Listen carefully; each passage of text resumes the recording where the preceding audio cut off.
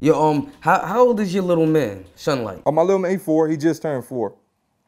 He's 4, so he's pretty much the youngest battler that ever stepped in the ring. As of right now, yeah. I'm trying to get him a big match, man. I'm trying to do him and Charlie Clips.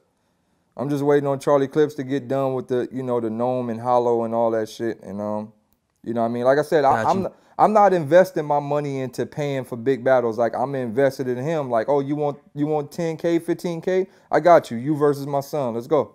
So I'm investing all this shit into my son. Like, okay, so that brings me to my next question. So are you molding him to be a battle star, or is this something that he's just doing for fun at the moment? well, like I said, I come in the house sometimes and he's on YouTube watching me. You know what I mean? And like, so I asked him, I'm like, yo, what do you want to be when you grow up? He was like, I want to be a battle rapper like daddy. Oh, say no more. There you have it. That's what you're going to be then. Okay, but as soon as he doesn't want to do it anymore, if he doesn't want to do it anymore, you wouldn't put no pressure on him. Oh, no. My son, like, I give my son whatever he wants. I'm just the person behind the idea. This what you want to do? Like he was like into the whole Angry Bird thing at one point in time, like, the Angry Bird sets. I go to Toys R Us. I bought him every single Angry Bird set you can possibly think of. This motherfucker built entire living rooms of Angry Bird world. I turned his whole room into Angry Bird world. Boom, you know what I mean? He got tired of Angry Birds. Oh, all that shit back in the trash. What you want to do next? Oh, I want to learn how to, I want to learn airplanes. Boom, I bombed the airplane kit. Paper airplanes, airplane, boom, boom. He get tired of that. What you want to do next?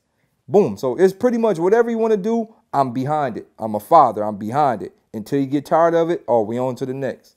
Do you have any rookies versus vets predictions?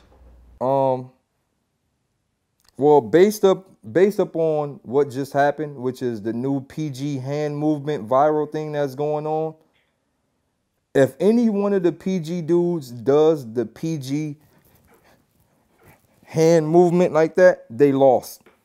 So you think the majority of the vets are gonna take the victories in that? Yeah, because in those battles? like I said, here's my message to the PG cats.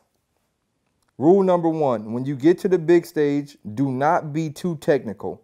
Do not try to punch every line. Do not try to spell words out and break things down. You need to fight like a professional boxer. You need to throw tap, tap, tap, block, haymaker. Tap, tap, tap, block, Mayweather, haymaker. Tap, tap, tap, jab, strong jab, power punch, haymaker. Like, you got to fight like that when you fight on the big stage. You cannot come out there swinging at everything or you're going to lose very bad. Okay. I got Charlie Clips versus T-Top as the battle of the night in that event. How about you? Verb, Brizz. So I know you had to hear the phrase, if it ain't URL, it doesn't count. What's your opinion on that? I believe that's 100% true, and I used to try to fight it, but at the end of the day, it's true. Like, you know what I mean? Like, for example, like, let's take Charlie Clips, for example. Like, Charlie Clips just lost to Sharon 3-0, no debating. And then he goes and beats T-Rex on URL, and people do not care about him losing to Sharon. Yeah, that's true. Like Loaded Lugs versus Hollow, that don't count. That ain't URL. That don't count at all. Even if that was on UW, it don't count. Do you think Ilmac with the Orthosaurus, they're Fresh Coast legends, you know what I'm saying, in their own right. Do you think they'd be successful at a URL event? It depends. It depends on. They might start off fire and die in the long run. Like Ilmac, like the sword, I don't know.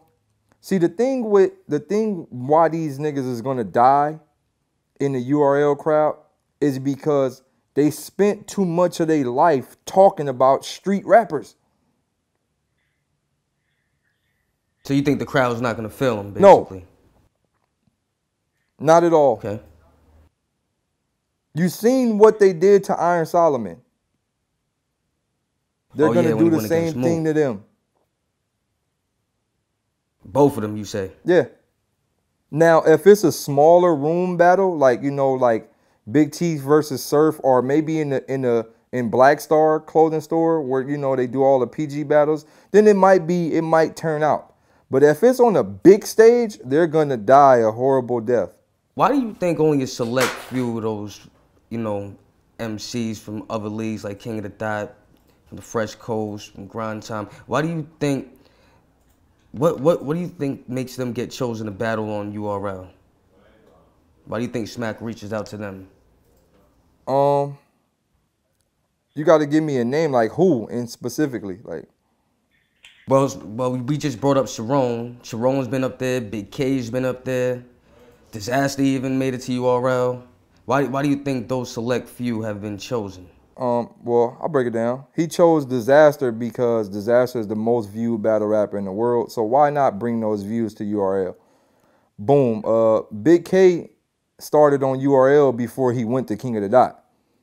So, you know, that's a different scenario. You know, Sharon more so was like, hey, let's bring the corny white guy over here. It'll be funny to see him go against the corny white guy versus the biggest bully or one of the biggest bullies in URL. This would be funny to see what's going to happen.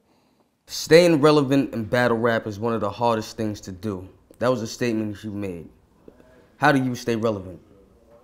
By doing what everybody else is afraid to do, which is not give a flying fuck.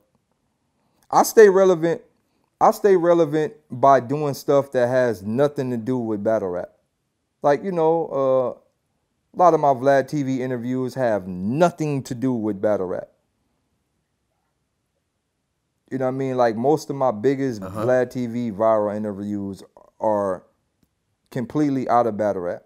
And like I said, I just know what to do, like, to stay relevant. Like, it ain't even about staying relevant. It's just I don't really have a filter. Like, I don't filter what I say. I don't filter how I feel. I don't filter how people feel about me. And at the end of the day, the goal is to just be you. And I be me no matter what, man. And that's what keeps you relevant in the game. Yep. I'm not, see, when you live a fake life, you can't hold on to that fake life forever. You fake like a street nigga, you can only fake for so long. You fake like this, you only can fake for so long. I just be me. And that's why it's so easy for me to stay relevant, because I just be me. I'm not faking about anything.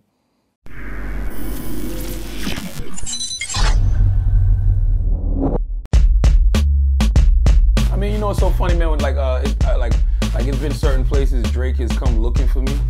Like when I guess it was the Breakfast. You know, sometimes a lot of times people will advertise the Breakfast Club is going to be somewhere, but it might be Envy and Angela, and I don't be there. I think celibacy is important right now for me because I'm trying to stay focused, and I want to smile more, and I want to be more into my music, and I want to be more into myself, and I want to just get to know myself better.